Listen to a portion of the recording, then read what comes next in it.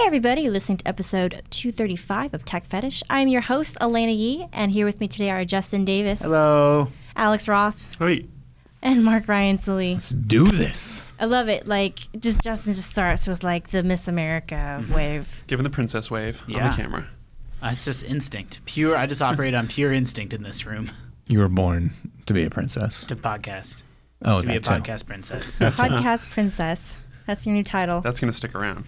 We're going to put that in your business cards. Yeah. Are you taking notes about podcast princess? Mm-hmm. Nice. When you order new business cards, you get to change your title to whatever you want, and I've always been too afraid to do something silly. Really? You can do that? I don't remember that. I assume they're being checked over by somebody. Probably that must go. Probably not. Just Cheryl for copy accuracy. Yeah. So can I put podcast princess on my IGN business cards?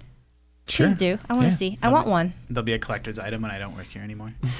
I'm the only person with a Fresca. Yeah, I noticed. You're ready to go with it, too. I noticed.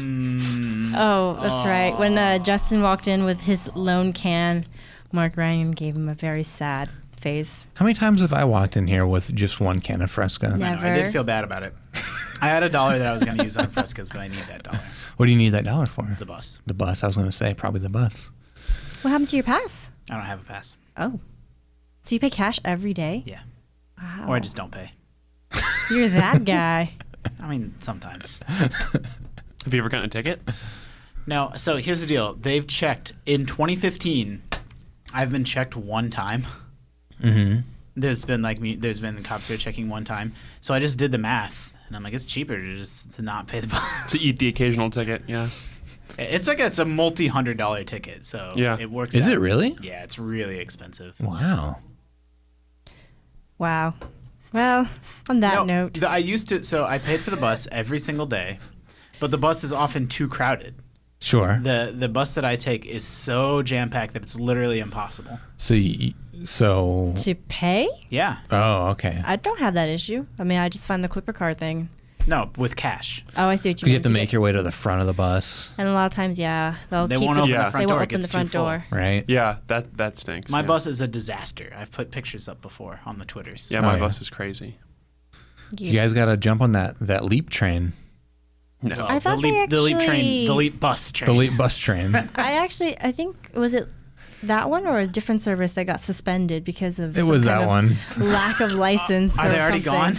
I don't know if they're gone. I mean, they had bar stools on the bus. I'm like, can that be safe? It was great. They had an organic juice bar. Did we talk about LEAP at all on this podcast? We did briefly about the ultra high tech posh. Well, everything version that's of terrible and great about San Francisco were kind of wrapped up into one service. Yeah, it's like if you have this terrible experience that both of you are describing on the public bus, you can pay $6 and get a nice private bus with cold pressed juice And Wi-Fi. But yeah, they did get at least temporarily shut down for lack of some certain permits.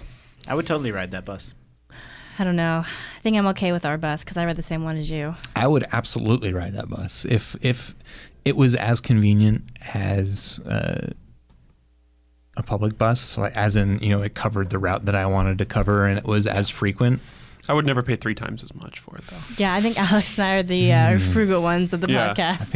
I think it seriously, because that's almost $200 a month versus $68 a month. I agree with you. And you're going to buy the occasional juice. I agree with you from the perspective of a daily commuter. I ride a bus once every 6 months. Mm-hmm. But we also your time isn't free. And I don't want to be cavalier about everyone's money situation is different, and if it's too expensive, it's too expensive. But it's the older I get, the more I'm willing to spend a little extra for just to not experience. I just have so much bullshit in my life all the time that I just can't stand it, and I'm willing to be it is worth $100 to not deal.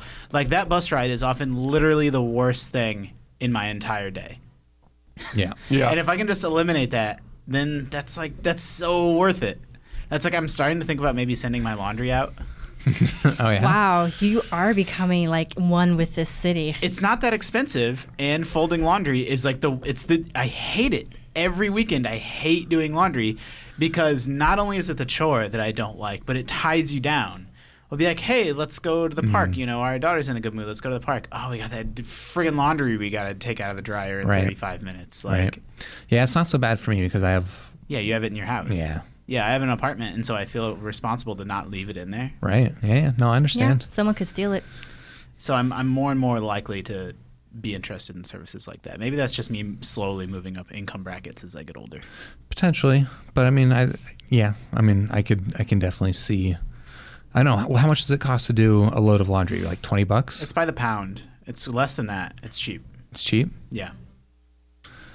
I'll look it up. That's pretty Let's keep tempting. talking. I mean, just in quarters, you can spend $8. That's what I said. I have a quarter operated. If you live in a house or whatever with this laundry, then it doesn't make any sense. But I already pay $4.25 per load, $2.25 to wash and $2 to dry. And so if I can pay, $9 and just have like double and have someone do it for me, that's not bad. Yeah, you get all that time back. That's why we use Google Express to have things delivered to us. There you Yeah, go. I'm all about that life. As a father. As a father, you'd be crazy not to do it. There we go. We got it in. That's the first one of the show. We'll just start keeping count. I'm going to actually get us onto the tech topic for the week. Yeah, something happened today. Something happened today. It's called Google I/O. Googlio. Googlio. Yes. Is that where you got that new smartwatch? Yeah, like my really fancy band here. I mean, people on the video can see that it's actually a really nice not even press band. Like everyone is wearing this. I'm not even sure why we're wearing it because there's like nothing to scan. Yeah, that's way cooler than like a band that you would get from a concert or a festival or something. It looks like a nice party favor. Yeah, kind of. It has this it actually is has a safety thing built into it, so it has like teeth. So once I tighten it, I can't take it off. Oh. Wow. So I tried slipping it off before taking a shower this morning, and instead I just had a very wet wrist. That was not fun. But anyway, Google I/O keynote this morning. Yeah. It was very interesting. There wasn't a lot of huge news out of it. That's the opposite of interesting. But jerk. I know. There were a couple of features that were announced that I thought were really interesting. I think the easy one to explain is that, we talked about this last week. Google, I think we all talked about this last week. I can't remember what I said anymore. But Google Photos splitting off. Breaking out from Google Plus and becoming its own service was confirmed today. Yes. And it is going to be unlimited storage for photos and video, high res, so up to 16 megapixels for photos, and I believe 1080p for video. And it's multi-platform, so that is web, Android, and iOS. So I thought that was pretty neat, just given that, I don't know about you guys, but on my work iPhone, right, which means I'm not really using it beyond, taking photos at keynotes or when I'm out and about. Right. I've already hit my cap. Your iCloud cap? Yeah. I'm already getting hit that 5 every time I gigabyte open my cap. phone, it's bugging me about how your iCloud is full. Your iCloud is full. Don't you want to pay for that? I know. So I tried Dropbox because, if you download Carousel and, do some not shady, but kind of, just like the random, we'll invite 5 of your friends. Like, I have 5 friends that I invited, stuff like that to expand my storage. That's getting full already, too.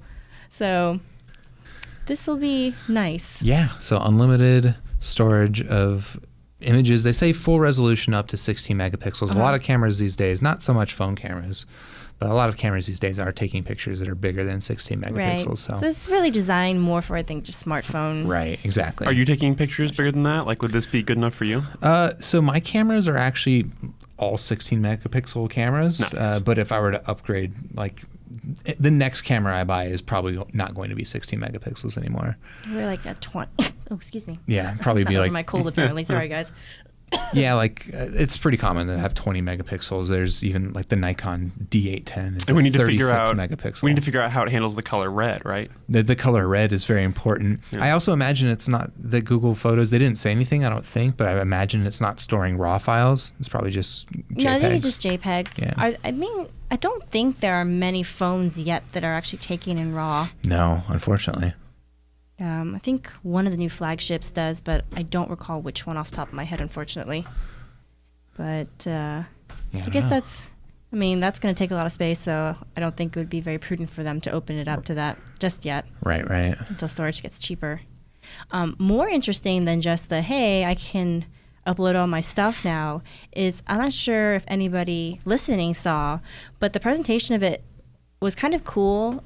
Microsoft was talking about this at their keynote back in January when they had the Windows 10 event about how Windows 10 was going to organize your photos and make it, more seamless. That when you dump them all in a folder, you don't have to go back and tag and sort. Google's photo app was doing the same thing, but I actually like it a lot better, and it's both cool and creepy in that you can organize by date, obviously. So it'll tell you what day you took it, and you can like pinch and swipe to quickly go between days all the way out to years. But it has another sorting feature which goes by people, places, and things.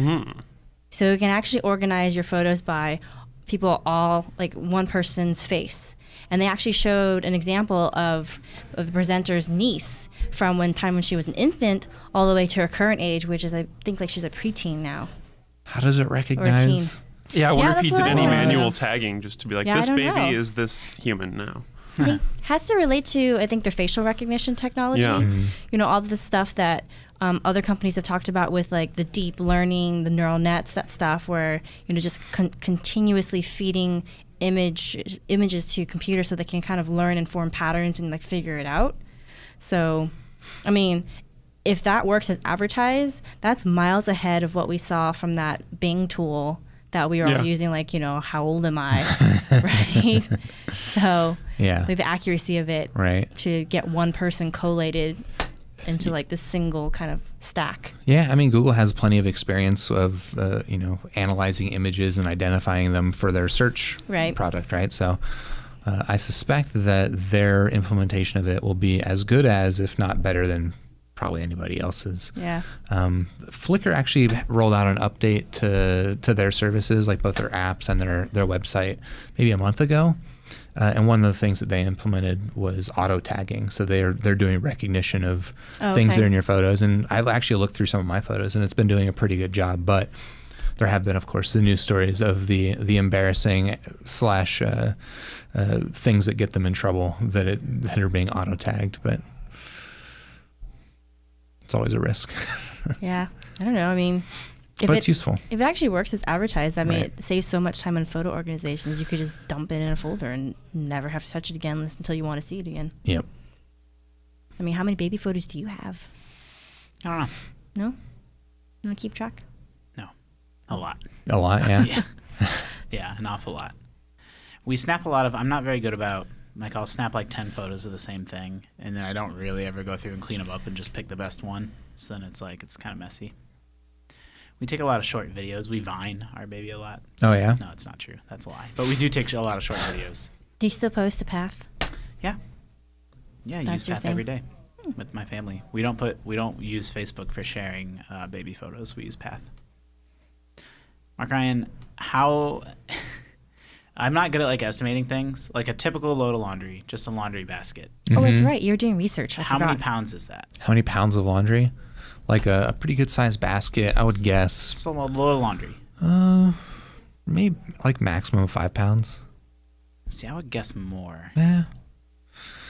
Like I can easily hold 5 pounds in one hand, but a laundry basket I feel like is a two-hand. I'd say maybe 10 pounds. Anyway, first of all, there's a startup that has the cutest startup name. They're called Washio. Washio, that is cute. They're in different cities, and it's a little bit weird that they charge different amounts. They charge per pound, but they charge different amounts in different cities. Interesting. So in San Francisco, it's $1.60 per pound. $1.60? Okay. Yeah. So maybe you would just like not do sweatshirts through them, or like maybe jeans, or but, jeans, like, give them right? all your like socks and underwear and t-shirts, right? Light stuff. Socks are my least favorite thing to wash. It's the worst. I mean, washing is fine, but it's the folding. Exactly. And all of my wife's socks get turned inside out before. Oh, wait, how? It's just the way she takes them off. They're just all inside out. I've told my wife before when we're folding the laundry, I'm like, I have a theory. I'm not religious, but I have a theory that like everyone has their own like personal hell. And my personal hell would be like just a never-ending pile of socks that you have to match. Because I wear like all these black dress socks, and then I can never it's like I can never find the match, and it makes me so mad. But aren't they all the same? But they're like different, so it'll be like there's black with stripes or black with checks, or like black CK ones. Solid black.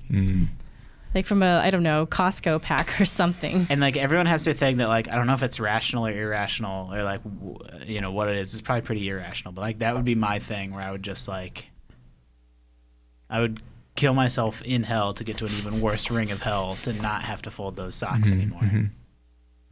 I feel like if you were going to go to a worse level of hell, they would just up the sockage. Like they would make it wet or like slightly doused just in damp. Yeah, Yeah. Hell's ironic punishment department would figure something out for you.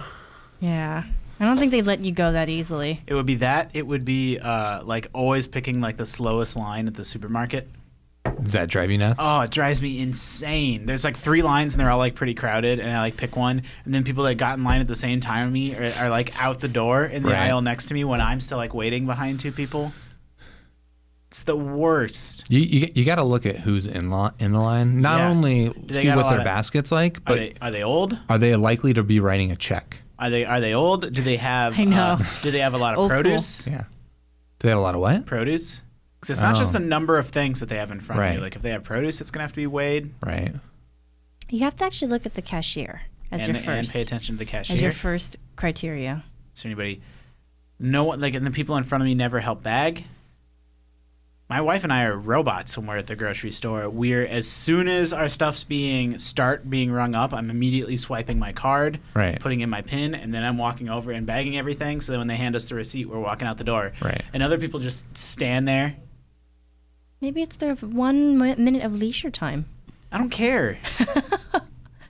I just don't. They're just standing there, like because I don't know where you guys grocery shop. Where I grocery shop, there's not dedicated baggers anymore. So it's like they're ringing you up, and then the man or woman's walking around and bagging your stuff. It's the same woman, so it's a 2-step process. And so they're just standing there doing nothing while all their groceries build up. And then when they're done being rung up, then the ringer goes around and bags it. That's pretty tedious. It's like bag your groceries. Yeah. Wouldn't a self-checkout line be better suited for you then? We got too much stuff. Man, I hate self-checkout. Yeah. Do you?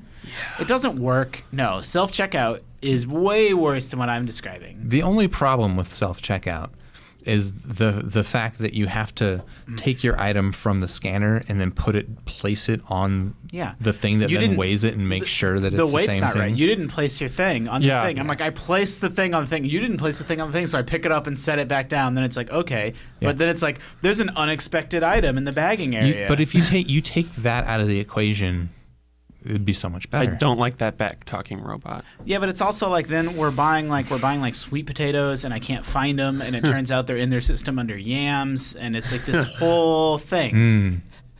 No. Yeah, I don't think I've ever done produce. Grocery shopping with you sounds stressful. I'm getting a little wound up. Just from listening to you.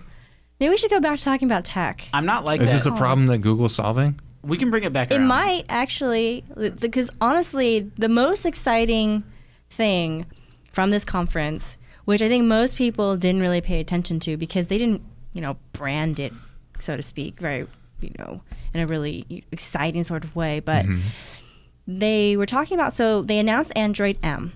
So Android M preview. So that did come true, as we mentioned we thought it would last week. And as part of that, there are supposed to be new changes coming to the Google Now service, where they basically, I love how Alex is like, yes. Google Now. Because I've found Google Now a bit hit or miss for me. And that's partially because I don't give Google a lot of my personal information. Like I've turned off personalized search, which doesn't help, et cetera, et cetera. So every now and then, it's really random, I'll get a reminder that says, hey, you should leave now for that appointment you have in your calendar. But it won't do that for like the 5 other ones I have. Oh. I know, it's weird. But today on stage, they were talking about how they wanted to make things more contextualized, so it's even more like a natural speech pattern. So say you say, okay, Google, and then you ask, you ask it something like, while you're listening to music, the example they had was, what's Skrillex's real name, right? But they didn't say the full thing. They just said, what's his real name? So use the general pronoun. What? And Google figured out based on context of what was on the screen that you were asking about the name of the artist. And so brought up, the Wikipedia search and kind of gave a quick audio summary. Wow. That's kind of cool. That's one usage pattern. Do you think that would work if you were watching an internet video? It's possible. I mean, it's kind of baked into the app. So, I mean, I would think something like YouTube would work. What if it's not YouTube? Don't know. I mean, the app developer could be working in partnership with that. Okay. Bake into the code. Interesting. There is another example where they showed a text message where the top one said, hey, what do you think about this restaurant for dinner tonight? And they had the restaurant's name. And then the next text message said, oh, and by the way, I didn't have a chance to pick up the dry cleaning. Can you do that for me? Thanks.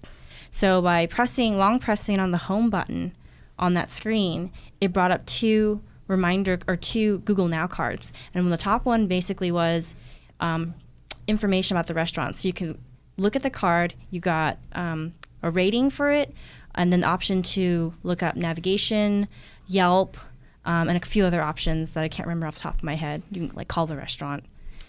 And then underneath that, the second card was a suggestion to add a reminder to pick up the dry cleaning, which I thought was pretty cool. Sounds pretty nice. Yeah. I don't use Yelp service because I think they extort businesses as their business model. So sure. I don't use Yelp out of practice. But before I was really super familiar with that, and I did use Yelp, their mobile app had this really cool experience where you would just hold your phone up, like if you were in the car or on the street, and you would just point it around your neighborhood, and it would drop augmented reality pins to give you information about the businesses. Oh. And I just thought it felt like the future. Smartphones have been around several years. But it was still 3 years ago or so where that felt like this really new crazy thing. Just to get Yelp information and starred reviews and other things like that just on your phone as you were pointing it around at different businesses. Right. Yeah, I remember that, their Lens thing or whatever. Yeah, it was crazy. Yeah. Some Minority Report style stuff. Yeah. Contextual.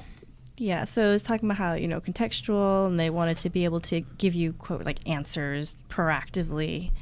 Basically using all the data that your smartphone is really acquiring and tying it all together so it automates it for you to a degree. So it's feels more like truly having a personal assistant as opposed to something that contains all the information you would need. What if it starts predicting questions that you're gonna ask based on things around you and just answers it? So if a Justin Bieber song comes on and you pull up your phone and it's just yeah, he's still alive. You're like, damn.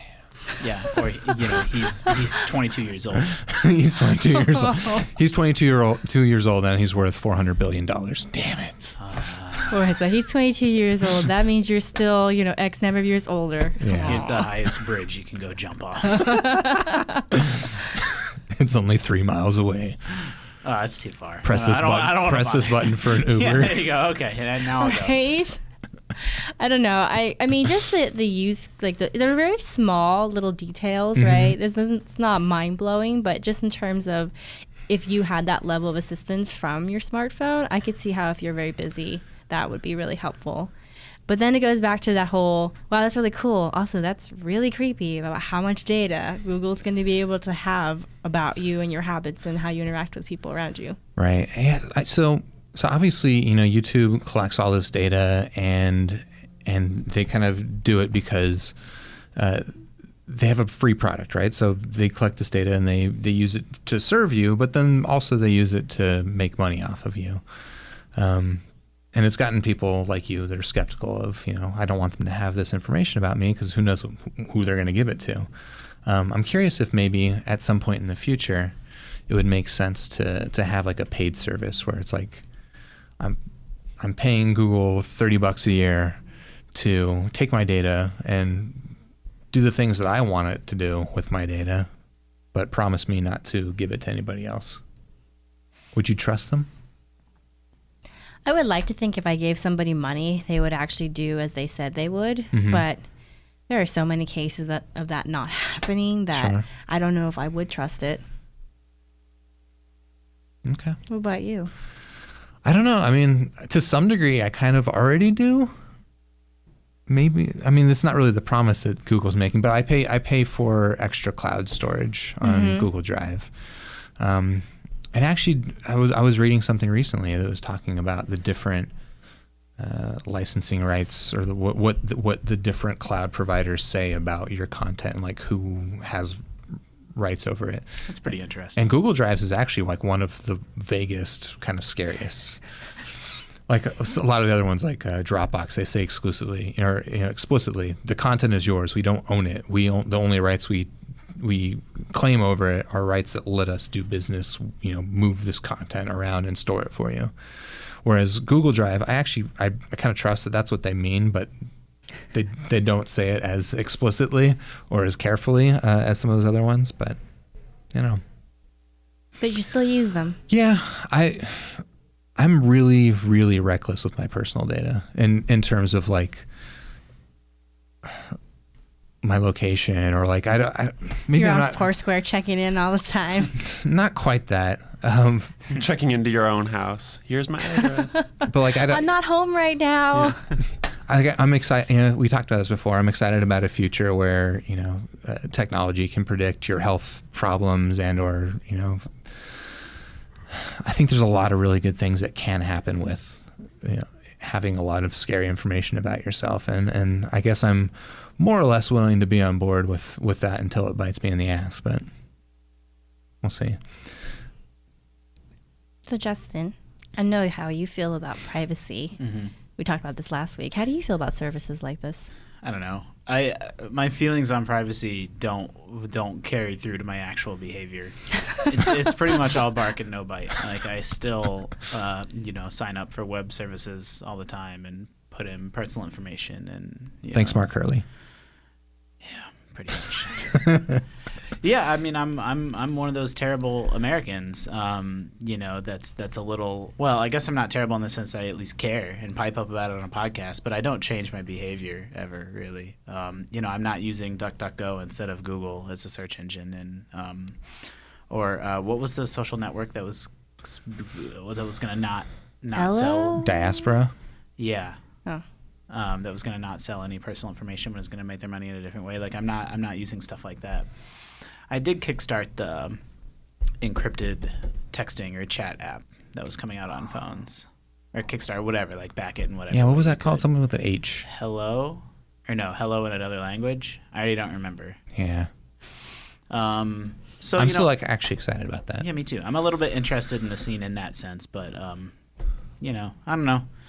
It's the same thing as I'm a very conflicted person when it comes to technology generally. I don't like digital goods very much because you don't own them, you only lease them. That's a big problem for me that I don't own my Steam games. But I still choose to do all of my business that way, for example, just because of the convenience of it. So, I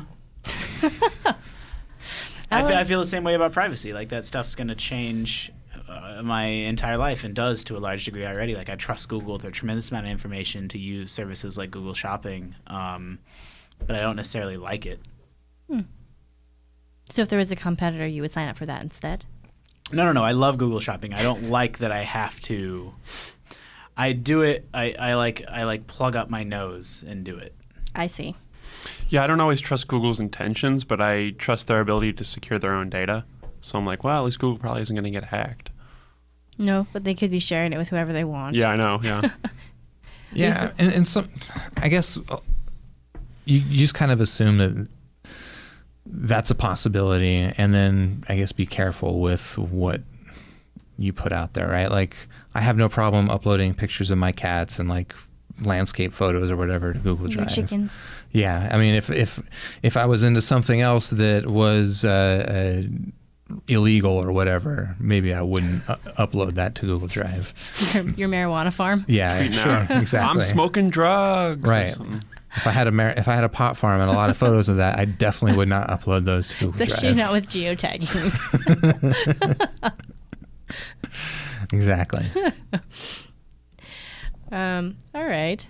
We'll do the last little bit of news out of Google I/O, which was if you're somebody who wanted to get on board the HBO Now bandwagon but didn't have an Apple device to sign up through, they announced today on stage that HBO Now is going to be available on Google Play soon. They didn't give an exact date, but we do know that Apple's exclusivity lasts for 90 days. So it's not going to be like, when did that start? Like April 5th, I believe? Like whenever Game of Thrones premiered. So that won't be till July. Pretty, not too long. I'm still using that HBO Now. I like it.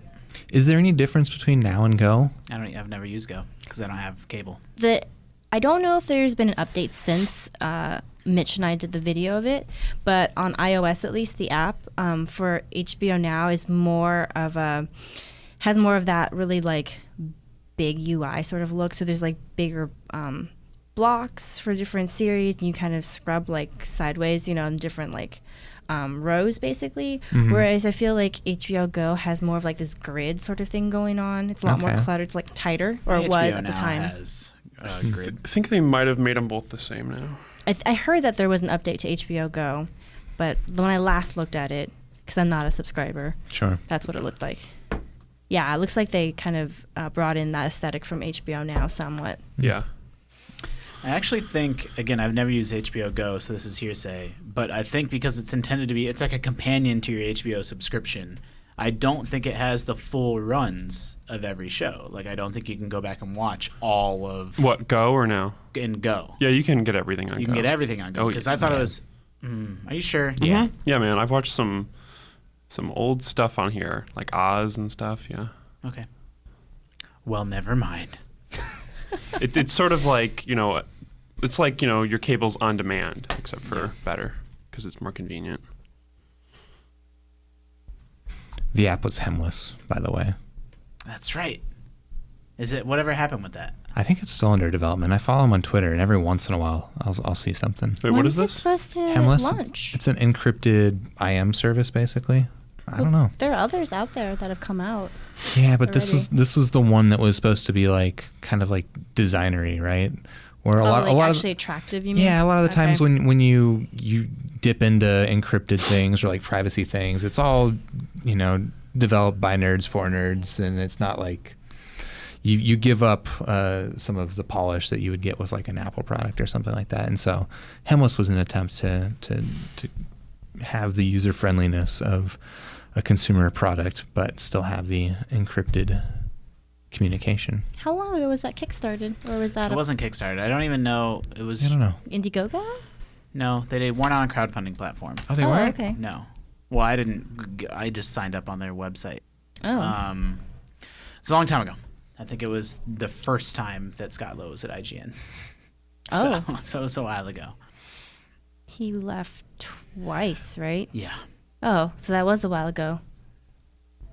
This is not good. I went to Hemless's website, and it redirects to hemlessmessenger.wordpress.com. Ooh. WordPress website. Be careful for them exploits. Yeah. Okay. While you look that up, I'm actually going to keep things moving along to other topics, moving past Google I/O. We will be covering Apple's developer conference in about a week, a little bit more than a week. So that will finish this spring's trifecta. Right. So one thing that Google started with when they started talking about Android was they basically said in so many words that they weren't focusing this update on new features, and they were focusing it more on usability and like fixing issues and just polish. Core experience is what they said. I really want Apple to say that's what they're doing with OS X, because I have so many. OS X or yes, iOS? with OS X. Oh, I have okay. so many dumb problems with my Yosemite? brand new MacBook. Yeah. Oh, yeah. My Wi-Fi drops like every 20 minutes. Oh, still? Yeah. They haven't fixed that yet. Wow. Nope. Wow. I have to shut the Wi-Fi off, turn it back Is on. that just at the man, office? that's Because our super office No, annoying. it's Wi-Fi is just weird. at home, actually. Okay. And I have, 10 other Apple devices that don't have that issue, except my brand man, new That's got to be so MacBook. annoying. You don't want to throw the thing. Oh, man, you would think they would release a driver update or something. Or like when it goes to sleep, after 2 minutes of inactivity and I try and wake it up, it takes 45 seconds to wake up. Did you actually bring it into the Genius Bar? I hate saying Oh my that, but God. did you bring it into I was the be store? like, hey, genius. That's my next step. Yeah. That's my Because next maybe step. it could be that you actually have a faulty unit. It's possible. So you might want to actually just make sure it's not that before your warranty expires. Yeah. Yeah. Hemless is but- dead, by the way. Is it dead? Yeah. Oh. No. Yeah, Long it says, live- with a sad, tired, and frustrated heart, we feel we have to announce that the current Hemless roadmap and product dead. I'm glad they didn't crowdfund. No, they did. Oh, they did? Well, they did it. They raised money on an individual basis. Gotcha. But they didn't do it through one of the platforms. Oh, wow. This was just like a month ago. Yeah. Oh, wow. Sad face. How timely. that you guys remembered it now. Yeah.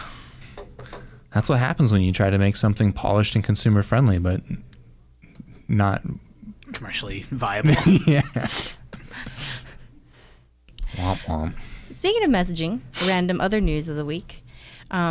I know Alex saw this because you were one of the people that brought it to my attention. I'd kind of seen something about it. Oh, I was yeah, busy. the iMessage thingy. Yeah, so there was a special string of characters for some iPhones that if you texted a combination of ASCII and Unicode characters, and I think if it started with a particular phrase, that you could cause another person's iPhone to reboot. Yeah, it forces them. It reboots your phone. Someone did it to me, like a buddy of mine. And I just held my phone, and it, went, to the little Apple screen, and then restarted. Does it still work? Yeah, it works fine. I mean, I was reading about it, No, and does the exploits the still work? exploits still work? I think so. There's been no update pushed out. Yeah, Mark Ryan, you just saw your friends. yeah. I mean, it really You can stinks. do Justin first. And I've heard that it can even lock you entirely out of iMessage. Like Jeez. the way that it, like if you have to get the person who messaged it to you to send you another message in order for it to work. Like he sent the thing that rebooted my phone and then immediately said, "Did your phone just reboot?" In order to like clear it and fix it, and then also asked me if it worked. And I was like, "Yes, you jerk." So if you did it back to back, you actually would cause the app to just fail, like it wouldn't work anymore. That's what I've read. I know that the restart works. I can't confirm the other part because I'm not going to try and do that to anybody. But Wow. yeah. And I even chatted with an Apple tech person about it, and they were like, "Oh, we're going to release an update for it." And I'm like, "Well, you should have an update today. Like, this is terrible." Wow. Yeah, I mean, I think it's obviously some kind of internal code phrase that they use for, remotely rebooting phones or some kind of purpose. Doesn't sound like that it. leaked. No, why? Well, The Guardian says the attack appears to be caused by a glitch in the way Apple's iOS mobile operating system renders Arabic text. When the text message is displayed by a banner alert or notification on the lock screen, the system attempts to abbreviate the text with an ellipsis. If the ellipsis is placed in the middle of a set of non-Latin script characters, including Arabic, it causes the system to crash and reboot.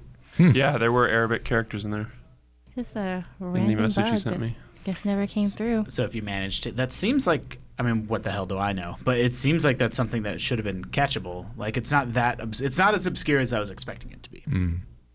Like trying to insert an ellipses into lock screen text, like it feels like they would account for any of those situations. But I guess bugs can come in all shapes and sizes. Yep. We'll see how long it takes for them to have a fix come out. But I thought that was interesting, just because it had so much buzz around the office in general yesterday, and I'm sure there were lots of my friends who were trying it on each other, kind of like you and your buddy Alex. Yeah. So if you want Justin Davis to reboot your phone, send him your phone number on Twitter. Yeah, just tweet me your phone number and I'll reboot your phone for you. It's this new service that I'm testing out. For free. $1.60 a pound. Yeah. He's going to charge $1.60 for each one that you do, so that way you can do your first load of laundry for free. Just per pound of reboots. Per pound of reboots. Oh. Yep. How do you measure reboot weight? I mean, the answer is obvious. It's different in every city. That's right. I forgot about it's that. just like how a pound of feathers weighs less than a pound of gold. It's true. Duh. It's just science.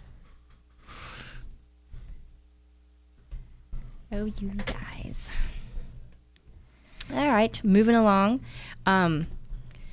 So the Oculus Rift, when it launches, may be about $400 to $500. $400 to $500. I hadn't heard this. Oof. So Where's this from? So this was extrapolated from a statement that was made, I believe, by the CEO, that said that there's going to be a bundle available for about $1,500, and so based on what's in that, so it's a PC, a pre-made, so it's a pre-built PC that comes with the Oculus Rift. So that way you can just go straight and start doing your VR thing. And so based on the components in that particular build, they're guessing that the cost of the headset itself is going to fall into that $400 to $500 range, which is a bit pricier. If that does come true, that's a bit pricier than the dev kit is now, which I think is $350. Right. It's So- considerably pricier. Yeah, it's expensive. Would you guys buy one at that price? No. For me, it's I mean, the price is definitely a concern, but for me, it's more going to come down to what can I do with it and how much of a pain in the butt is it going to be to do it, right? Like, so all of just the demos that you can do with Oculus Rift right now are actually enough that I would be interested in paying $350 for a dev kit, but I don't want the hassle of setting it up and frankly playing on a PC. I just don't like PC gaming. Like, there's a hassle involved with that I'm not good at, and for me, then that, like, there's the $350 cost, but then there's the cost of this hassle, and that for me is kind of put it beyond what I value. So this is your time money formula, I suppose. And so it's not laundry. Time, for money you, / sanity mostly. So for you, it's not laundry. It's dealing with PC. Yeah, that's your weakness. It's a lot of it. All right. A lot of it. But like, if there was a standalone Oculus VR unit that didn't have to be connected to anything, and there was some pretty compelling software for it, and it was $800, like I might consider it. So for me, it comes down more to that aspect in the price. So I mean, $400 or $500 is probably more than I want to spend for a PC accessory, I guess is another way of saying it. Unless they make it really easy to set up. Yeah, I mean, you could live in a virtual world all day, though. That's what I'm hoping for. Wouldn't have to see our ugly mugs. Maybe we already do. We are living in the Matrix. Yeah. This is possible. I wouldn't want to wake up. I'd be like the steak guy in the first Matrix. Did I send you all that link to the, I always get his name wrong, Alan Watts talk? It was like set over the music from Inception, so it sounds really epic. And it's this guy doing some he's doing like a lecture, and he's basically saying, what if, you did have, like, you could go into a dream state every night, right? And for 8 hours of dreaming, you could do whatever you wanted, right? Which is kind of what we understand of dreams. And then it kind of takes it further to the point, what if you could control, basically lucid dreaming, right? And then what if you could... Should I be doing the Inception horn as you... Yeah, exactly. And then what if, so you get lucid dreaming down, now you can compress time so that 8 hours of dreaming, you can just spend as much time as you want. Ooh, neat. All right? So now you've got 8 hours every night that you can do whatever you want for as long as you want, frankly. And then eventually it'll get to the point where it would be indiscernible from reality, but maybe you would get bored eventually. I don't know. And then what? And then you would invent a button that says "surprise me." That was the end of the talk. It was just kind of cool. Would you just wake up?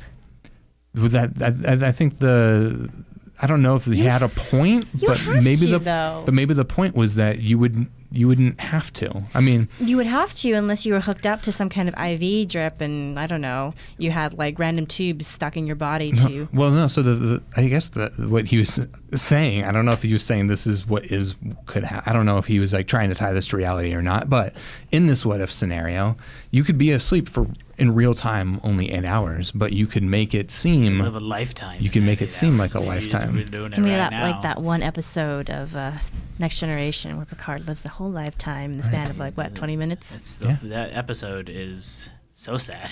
It's really sad. And he plays the flute afterwards. Oh man, so melancholy. If that were the case, why would we all be here podcasting? Why aren't I on a jet ski somewhere? That's exactly what he goes through. Is like you would do all these amazing, wonderful, incredible things, but then you would get bored of that eventually. I want to try being a games journalist tonight. Yeah. When I live this whole life. Or imagine being able to take a master's course over the course of a week or something, while you're sleeping. Sure. So refined, Alex. Just educated man. But you would go. I mean. Like those sci-fi stories where they meet some guy who's 1,000 years old and he's totally demented, what if you mentally you're 500 years old or something, Yeah, I don't know. I would have been pretty down for something like this. Be like, sure, let's wake up, new life every night. Let's do it. Except for now, as a father. Mm-hmm. Oh, here we come. No, I don't want my kid to not be real. That seems very, very sad to me. For her to only exist in my head, in my dream head. Mm-hmm. That's too. I don't even want to entertain that idea. Well, let's say this is going to get really dark now, but let's say you had some terminal illness and you knew that you were going to die in 3 months. Christ, Mark Ryan. But you want to You did warn experience us. you want to experience the entire life of your child growing up with her. You could go to sleep and in 8 hours experience a lifetime with your child. But that would be your imagination, though, Yeah. right? It wouldn't be the actual outcome. But does it matter? Yes. I think it kind of does. I would like to know that my child or children grow up to be healthy and happy and have relatively happy lives, as opposed to imagining it and then, say there is an afterlife and I wake up 3 days later and my kid's with me. That would be really depressing. My kid knows the word hat now. Nice. Yeah. Does she like hats? No, not really. If you put one on her, she's like, yeah, no. she's always pulling it off. But she knows it. It's really cute. I say hat, and she goes like this. Just grabs her head. I highly recommend having kids to anyone listening. Okay. Just, You can get the same effect sometimes with like nieces and nephews and nah. It's children not, of close friends. it's not the same. What about an Oculus Rift, though? Yeah, I don't know. Can I have a VR kid? All I'm saying is, for the first 4 or 5 months, I didn't know about this whole kid thing. Mm-hmm. Like, this might have been a huge mistake. Oh, the lack of sleep or No, it's just terrible. oh, It's just a terrible time. Why? But now it's great. So you The just gotta- pooping, the responsibility. well, so I figured it was the pooping and the lack of sleeping, but all they do Justin- is take and take and take, and they don't give anything back, and they're not really like awake to the world yet. They can't even smile. They can't do. I don't know if I've talked about this on the podcast before. I've talked about it with my friends before, where you don't realize how they know literally nothing. Like they don't help you. Like I'm trying You have to to explain everything. I'm trying to like put a shirt on her. I'm trying to put a shirt on her, and she's laying there like a sack of potatoes. And I'm like, no, you need to like put your arm through. And like now, just little things like being just slightly old enough that she'll actually like put her arm through the armhole when I'm pulling a shirt Right. on her. I'm like, yeah, like you're giving me something back now. Like we're working together to put this shirt on. Help me help you. And like little things like that are like really. Like it's a huge pain having a very little one for that reason, because they just take and take and take, suck away everything in your life, and you're used to your life being this other way, you know. And now it's really different, so that's an adjustment too. But now it's great. So just get through that first, 6 months without drowning anybody in a bathtub. oh goodness. Yourself Talk or about anyone dark. else. Sure. You or anyone you know. Just make it through that. And, now it's great. Now it's like my favorite thing each day. Getting her dressed in the morning. Yeah. Well, just interacting with her. Her pointing at her hat and saying hat. I'm like, you want your hat? And I get her hat down and she's happy. It's great. And then you actually put it on her and she's not happy. No. She just wants it. I think she wants to reach like things she can't reach. She's always pointing, like she points up at our light fixtures a lot. She's always just pointing up at the ceiling, so then I pick her up and let her like touch the light fixture, and she's really happy. Yeah. It's great. I want to know, at what point do kids start to deceive you? There's research on I this. think it's Yeah. about 2. Oh, yeah? Yeah, when 2 they or start 3, figuring out lying. Yeah, they start figuring out lying. That's when you have to teach them, like, no, don't Yeah. say things that are false. It's good. They figure it out, but they really suck at it. There's Okay. also there's levels of like self-awareness. Like kids, it's an important stage in child development when they learn to experience things from other people's point of view, or even understand that other people have different points of views. Like, oh, mommy and daddy have their own mommy and daddy. Like they sort of see the world in that way, or like different people go home to different lives. That doesn't happen until they're about 5. Gotcha. I brought that up just because last week, I'm pretty sure my cat tried to deceive me. Well, that I believe. What did he do? Cats. She scratches the couch sometimes, and she's not supposed to. Yeah. She knows this. this. Cats always know what We've they're not written a supposed lot to of She do. knows this. And so I was in the dining room drinking some coffee in the morning, and I heard her scratching the couch. I look over, she's like on her back, like scratching the bottom of the couch, and I yelled at her. And she like flipped over, grabbed this like banana toy that she plays with, and she started scratching that. She's like, "No, I was scratching this. Like, I saw you, cat. You were nuts." That's funny. That's a new one. She totally did it. Yeah. My cat Wow. knows she's not allowed to be on the counter, but in her mind, she's like, I'm not allowed to be on the counter when mom and dad are home. Right. And so sometimes, like when I'm getting ready to walk into the kitchen, I hear this thump thump, and then she's sitting on the floor, right in front of the counter, and I'm like, I know what just happened. Yeah. That's my cat. Oh yeah. Funny. Every cat thinks that we're just their roommate. Yeah. Yeah, I just live with this guy. Yeah, it's kind of weird when you think about it. Animals, having just a wild animal in your house. Yeah. I mean, they're not wild, they're tame. But I completely agree with you. If you're able to like take a step back and see your pet as just this animal that lives with you, right? It's a very weird situation. There's not much difference between that animal and the animals that are living outside. No, and you force them into this situation that you presume they like my cat gets along with me, but like I don't know, it's not their like natural environment at all. My cat wouldn't make it on the outside. On the outside. Does your cat ever try to make a break for it though? Yeah, no, she's always trying to get out. Constantly. Interesting. My cat too. How fast do you think your cat would come back? No, she's gotten out. She's gotten out before, and then she usually gets very scared. Oh. And just like it kind of like paralyzes her a little bit, and she just kind of like stands there awkwardly or like sits like will immediately crawl underneath something. Yep, that's what's happened with my cat too. Yeah. Mine actually isn't scared, but fortunately he gets so distracted by the fact that he's in the outside room that I can easily run after him, grab him, pick him up, and toss him back in. Yeah. He just stops. He literally will cross the threshold and stop and start smelling everything inside. He's like, whoa, this is, I've dreamed about how this would smell. Exactly. Cats.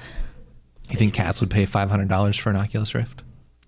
VR for cats. That's the next big thing. Oh my God. You guys, everyone listening can have that one for free. I'm just going to give that one to you. And then your cat can go outside in virtual reality. Yeah. Maybe that'll make my cat a little less crazy. Yeah. He can pretend that he's killing all the birds and the mice. There you go. Did you see the video of the guy putting, it sounds meaner than it is, but just putting some spaghetti on his cat? Yes. This is call it kryptonite for cats. Yeah. It basically is like an off button for cats. Like for some reason, like the texture of it, the cat just basically freezes and just like slinks down. Like, Oh my goodness. I gotta Google that. Type in kryptonite for cats. Reddit, probably. Reddit has everything. Yeah. The best and the worst of the internet all in one spot. Mm-hmm. All right. Moving to the last bit, super quick, because we actually, unfortunately, are butting up against a time constraint for most of us here today. Just an update on the whole net neutrality thing, because I know everyone is actually pretty interested in it. And thanks to all our international listeners who put up with our constant U.S.-centric news.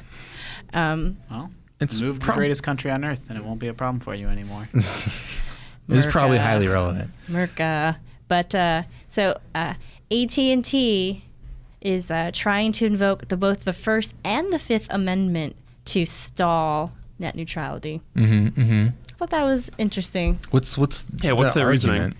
Let me actually look at this so I don't get this wrong and summarizing it. You're definitely watching cat. Are you looking over up there, right? cat kryptonite? Oh, here we go. No, go ahead. Keep going. So I think the point is that they're saying that the First Amendment bars the government from prohibiting free speech. Right. Right. So or the Constitution prohibits Congress from passing any laws that prohibit free speech. So I think what they're trying to imply is that, well, if you force us to do net neutrality, then you may end up blocking some forms of free speech. I think. We're violating their right to stop people from having free speech. Right. Yeah. Yeah. So the quote is. AT&T didn't say so explicitly, but the source of this particular report says that Verizon, in a similar earlier filing, claimed that net neutrality, quote, violates the First Amendment by stripping internet service providers of control over the transmission of speech on their networks. So they're not even making they're not even making any speeches, so to speak. They're not saying anything, but they're just transmitting it. Sure. And so the potential of them not being able to control that is somehow divesting them of some, inalienable right. Okay. I think they should all take one of the amendments and be like, all right, Verizon, you take the First Amendment. We're AT&T. We're going to go with the Second Amendment. Sprint, you go with the third. I don't even know what that one is. And then we're just going to challenge them on all these grounds, and one of them's going to stick. And the rest of us can play bingo to see how often they end up overlapping with each other anyway. Yeah, that seems like a stretch. Yeah. And as for the Fifth Amendment part, is that the Fifth Amendment requires that private property taken for public use has to be compensated. Okay. So, like, I think it's like, what is it? Like, if, like the government decides they want to put a road where your house is, they have to pay you the market rate. Yeah. For your Eminent home, domain. Yeah, eminent domain. Thank you. So I think that falls under that. So we'll see. Hopefully this gets blocked as well. I just think it's interesting, all the different tactics the big telecoms are taking. But unfortunately, we do have to wrap up. That'll do it for this week. As always, if you have any questions, comments, random things you'd like to share related to tech, you can reach us at techfetish@ign.com. We also have Facebook group as well as a Google Plus group. By the way, I've been neglecting you guys lately. Sorry about that. And as always, you can reach us individually on Twitter. I am at MorphingBall. I am at ErrorJustin, ERROR Justin. At Alex L. Roth. And I'm at MRSALLEE. So that does it for this week, and we will catch you guys next week. Until then.